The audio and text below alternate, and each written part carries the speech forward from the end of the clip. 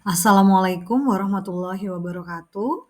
Pada video ini saya akan menyampaikan tanggapan terkait sesi 10 mata kuliah MPDR 5302 Studi Komparatif Pendidikan Dasar di berbagai negara. Perkenalkan, saya Anggi Nur Afiyah. Saat ini saya mengajar di SDN 4 Nagur, Kabupaten Sambas, Provinsi Kalimantan Barat. Paparan ini disusun sebagai refleksi atas pengalaman praktik di kelas, sekaligus hasil pembacaan artikel ilmiah pengayaan sesi 10 dengan menghubungkannya pada konteks kurikulum dan pembelajaran di sekolah dasar Indonesia. Pada diskusi ini terdapat dua fokus utama yang akan saya bahas. Pertama, saya akan menyampaikan kesan, kendala, atau saran perbaikan dalam implementasi pembelajaran kelompok atau kolaborasi di kelas. Kedua, saya akan memaparkan analisis komparatif struktur kurikulum pendidikan dasar antara Indonesia secara umum, sekolah tempat saya mengajar secara khusus, dan berbagai negara maju berdasarkan artikel pengayaan sesi 10 dengan tetap merujuk pada kerangka berpikir dalam modul MPDR 5302. Selama menerapkan pembelajaran kelompok, kesan yang paling saya rasakan adalah suasana kelas menjadi lebih hidup dan interaktif.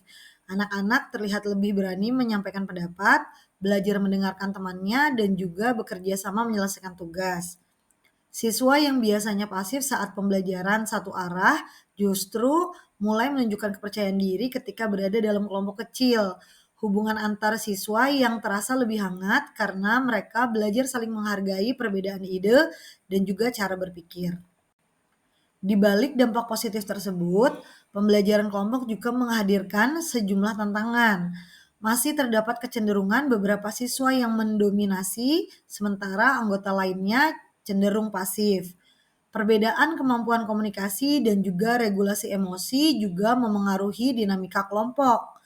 Dari sisi guru, pembelajaran kolaboratif menuntut perencanaan yang matang, pendampingan yang intensif, serta pengelolaan waktu yang lebih panjang dibandingkan pembelajaran konvensional. Selain itu, keterbatasan perangkat ajar yang benar-benar dirancang untuk kolaborasi kadang membuat diskusi berjalan kurang mendalam. Sebagai upaya perbaikan, pengaturan peran dalam kelompok perlu dibuat lebih jelas lagi dan secara bergilir agar setiap siswa memiliki tanggung jawab yang setara. Penilaian sebaiknya tidak hanya berfokus pada nilai akhir, tetapi juga pada proses kerjasama. Guru juga perlu membiasakan siswa berlatih berkomunikasi secara santun dan reflektif. Jika dikaitkan dengan modul MPDR 5302, pembelajaran kolaboratif sejatinya merupakan ruang membangun kompetensi sosial dan berpikir kritis.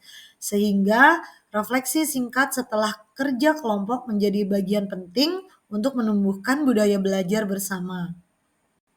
Secara umum, struktur kurikulum pendidikan dasar Indonesia disusun secara nasional dengan pola 6-3-3, yaitu 6 tahun SD, 3 tahun SMP, dan 3 tahun SMA atau SMK. Kurikulum Merdeka hadir untuk memberikan ruang fleksibilitas, pembelajaran kontekstual, serta penguatan kegiatan kokurikuler. Meskipun demikian, sekolah tetap berada dalam kerangka kebijakan pusat, sehingga adaptasi dilakukan secara bertahap sesuai kapasitas dan kondisi satuan pendidikan.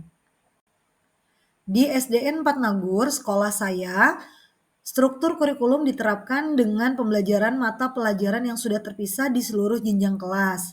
Penguatan pembelajaran dilakukan melalui kegiatan kokurikuler yang terintegrasi dengan konteks lokal Kabupaten Sambas, seperti lingkungan, budaya daerah, dan juga literasi.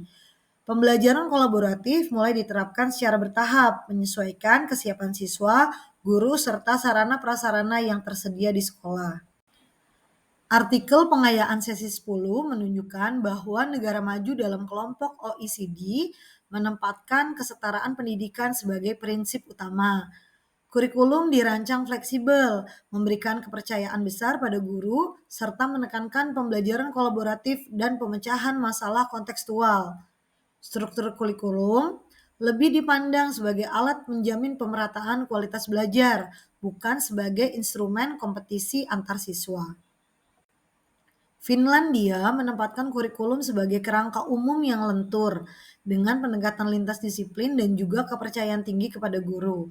Pembelajaran berorientasi pada kesejahteraan siswa, proses berpikir, dan juga pengalaman belajar yang bermakna, bukan pada tekanan evaluasi. Indonesia melalui kurikulum Merdeka mulai bergerak ke arah serupa, namun masih menghadapi tantangan konsistensi, implementasi, dan otonomi guru. Perbedaan utama terletak pada kematangan sistem dan budaya profesional yang sudah mengakar kuat di Finlandia. Korea Selatan menerapkan kurikulum yang sangat terstandar dan juga berorientasi kuat pada prestasi akademik. Konsistensi kurikulum, budaya belajar disiplin, dan dukungan keluarga menjadi kekuatan utama sistem ini. Indonesia menawarkan pendekatan yang lebih kontekstual dan beragam melalui kurikulum Merdeka. Tantangannya terletak pada kesenjangan mutu dan kesiapan pelaksanaannya. Namun, pendekatan Indonesia memiliki peluang besar dalam menyeimbangkan capaian akademik dengan perkembangan karakter dan sosial emosional siswa. Jepang menunjukkan keberhasilan sistem 633 melalui kurikulum nasional yang konsisten, penguatan karakter, serta pembelajaran berbasis pengalaman sehari-hari. Kesamaan dengan Indonesia terletak pada struktur pendidikan formal, namun perbedaannya tampak pada budaya belajar dan konsistensi kebijakan. Keberhasilan Jepang tidak hanya bersumber pada dokumen kurikulum, tetapi dari praktik pendidikan yang stabil, disiplin, dan didukung secara sistemik dalam jangka panjang. Sebagai kesimpulan, pembelajaran kolaboratif dan kurikulum adaptif perlu dikembangkan secara berkelanjutan agar benar-benar berdampak pada pengalaman belajar siswa. Peran guru menjadi kunci dalam menerjemahkan kebijakan kurikulum ke dalam praktik kelas yang bermakna. Melalui refleksi, kolaborasi, dan pembelajaran kontekstual, pendidikan dasar dapat menjadi ruang tumbuh yang adil, manusiawi, dan relevan bagi setiap anak. Demikian tanggapan saya pada diskusi sesi 10.